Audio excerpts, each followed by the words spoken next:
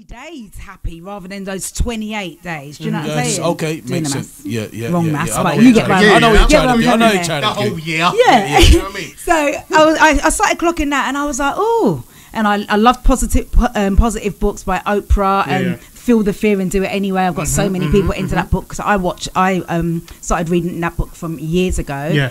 And I thought to myself, I would love to teach this. Right. So I remember thinking that 20 odd years ago, I'd love to teach this. Wow. Looked into it, and I saw that the rage and the craze was all about it doing it in America. They weren't quite with it here in the UK yet. Tony Robinson. Can I get a hell?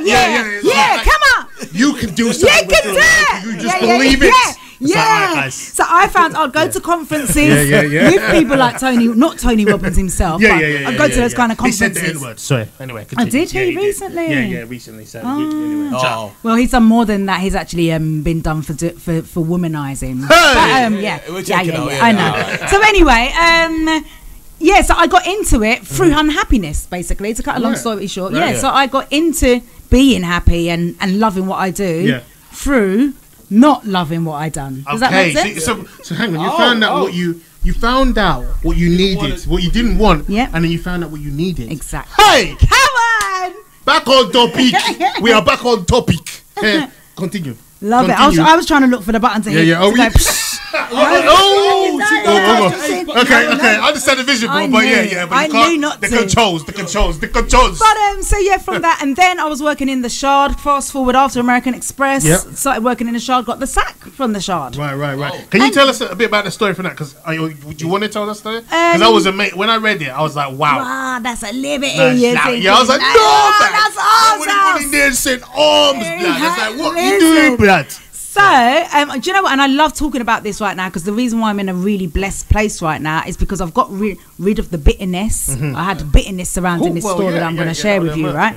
But it's until you let go and forgive when things start happening for you again. So basically, I was blocking my own blessings. I was working in the Shards. I had a number of organisations I worked alongside, and there was a lady in another organisation that said, she's losing her job, they're letting her go, and she doesn't know what to do because she's from another country, she doesn't know where she's going to go. She was fantastic at her job, like really, really great at her job. And I was like, let me introduce you to my CEO because you're great at what you do, and I know that they're thinking of expanding. So invited her over to meet my CEO and never heard from her again. I was just really, really busy again, and we weren't the best of buddies. We just meet every now and again. Okay. So I didn't think nothing of it. Just didn't hear from her again. One day now, me and the next sales guy, because I was in recruitment. So it's very, very sales driven. I was hired as a coach. Well, I got trained up to be a coach, and that was on my vision board as well. I was like, how can I be a coach? It's thousands of pounds. Got this job in the Shard. They trained me to be a, trained me to be a coach. Okay. So I won. I'm always winning. So working with as a coach, this salesman beside me now, we're not hitting targets. I'm going to be totally honest, because when people come to me looking for a job, if they are have got a fantastic CV and I can see it and they're coming for a cleaner job, I'm like, nah, what you doing? Fantastic at what you do. How about we put you forward? I know Shangri-La Hotel are looking for XYZ. Why don't we put you forward for that? I can't do it. Of course you can do it. Come on. Can I get a Get on with it. Can I get a So that was preacher mode there. That was preacher mode. I thought that was me laughing. I was thinking I was on Tendai. Manifesting love. I know, right? Manifesting love. So then, getting people the right jobs, but not the number of jobs. Right? Some months we're really getting fantastic bonuses, but the months that we're not, they're like, boy, we need the numbers coming through. Cut a long story short, me and this gentleman got called into the office, and they're like, yeah, put your laptops down. Can you shut the lid? Bye bye. Oh. Yep. Is that just like that? But then, but from that, beyond that now. Yeah. So so hold on, don't skip that bit. Yeah. No. So when they said that to you, explain how you felt? I was just like, because I just come out from my probation. I was like, okay, this is interesting, and always there was something going on in my head, like there's a bigger picture here. There's something you all ain't too seen. sudden. And then I knew that the other lady had another colleague who was getting let go. Yeah. But obviously that was going on subconsciously, and I was just thinking to myself, I really love this job because I was getting people wicked jobs. And you feel good. That's like a sense of achievement. You're doing good stuff for people. Especially for our people, because our people were coming to Come the Shard. on. Shard is based in Southwark. Come on. We had a commission with the landlord or Southwark Council to help Southwark people get jobs. Okay, so I was constantly saying to people, come to my offices in the Shard, let me get you some jobs. Yeah. So I was the only black person there, so I felt that I was that person to gonna help us get the right kick jobs. down the doors. And So then obviously when I got let go, I was like, and I really loved what I'd done. As I said, I got trained to be a coach. I'd never done it before, so I loved what I was doing. I was really assisting people to manifest their dreams, you know, to get the jobs that they really felt fulfilled in and loved. So for me, it was like a double-edged sword. It was just like a double stab. I was like, not only me losing out. But the people that you would have been helping. To that offer, you wasn't getting Correct. right. So people were dependent, were really relying on you. Really. Yeah. Okay. And I was saying, I loved my job so much. I was saying till 9 p.m. sometimes, but they were seeing it as I'm incompetent because they're like, boy, you're not hitting targets and you're here till 9. You're obviously not doing nothing right, which is true. Come on, let's keep it real. Well, yeah, sales is sales. You know what I'm saying? As far as they're concerned, mate, you're wasting our time. So anyway, they're like, you're a nice person, but mate, we just need someone that's going to be getting those people in and out like cattle. Revolving door. I'm not like that. So anyway, I was distraught. I'm not gonna lie. I think that's the first job I've ever got the sack from. Yeah. God knows what he's doing though, right? The universe knows. He saw what I was doing there. It was like, you're passionate about what you're doing.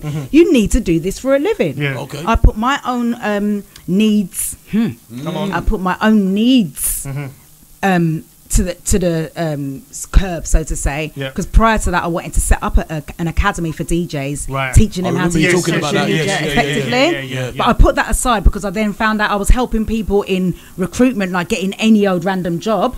Especially, they felt so intimidated. Like the Shard is a huge building, and you could see from someone's body language when they come in, they just feel so timid. Like, hi, and I just make them feel at ease. You all right, my brother? You all right, sis? Cool. Do you want some water? Take a seat. No problem. Just drop me a seat, and you could just feel that ease. They're like, this person's not stuck up, or whatever. Airs and graces yeah. Seriously. So I absolutely loved what I've done there, and obviously the universe is blessing me. It's like, right, you're passionate about this. Love what you do. So cut a long story short, after I got the sack from there, I went wild for a while. Went on a couple holidays. I was like, I saw you on a couple holidays.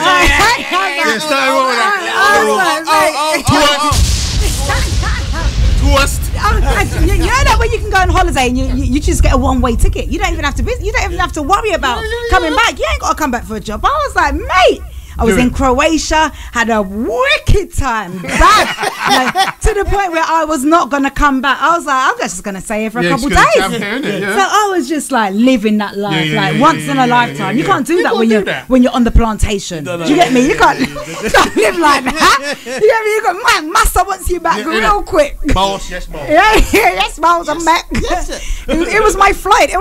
No, I was like, no, I just felt like staying. How about that? But you needed to do that, though, innit? I needed to do it, and then when I came back, got my head screwed on, I was like, do you know what, let me draw my logo. Drew my logo. My company's called Quest for Success. It's like an arrow. I was like, this is, you saw you could visualize it. The manifestation happen. So in life, usually the most successful people have had the biggest knockdowns in life. Of course. That's one thing I've always read in all of the books that I always read, and I wasn't willing to have that. I wanted security. Do you get me? I've always been about that kind of life. But the thing is, that's interesting because I think there's a lot of people that live with like a fear of like the failure. Let me just fear of failure. So as long as I'm comfortable and below the radar, I'm not gonna try. I'm not gonna try. But sometimes God has said that you come out here now, and you may come out and be ejected in a way you don't like. Absolutely. You feel me? Absolutely. Anyway. Spot on. So that's exactly what happened to me. Got some enough heights there. Who's that? Charmaine. Thank you. Yes. Had much bigger plans. Didn't even anticipate this. So imagine we're in the Shard. The office is about the size of this beautiful, intimate room that we're in. But there was about 6-7 of us working in there. Right, okay. Come on, because that's all that they could afford. Well, that's what they were afforded with, right? As an organisation. When you guys are going to come to my offices. When you see the two, I'm on 2 floors, in the Shard. Nice. Jesus. Assisting people to come and manifest their dreams. So I've got I do vision board workshops there. I do life coaching workshops there. I teach in South Bank University, but I also teach individuals how to use the social media platforms. So I'm basically using these spaces to do whatever I want. My DJs as well. I've got a DJ school. My DJs come there for their coaching sessions. So I'm bringing them out of the normal DJ setup so they can also see this world, which is usually afforded in the corporate world, for them to understand like, oh yeah, so it's not just about the plant.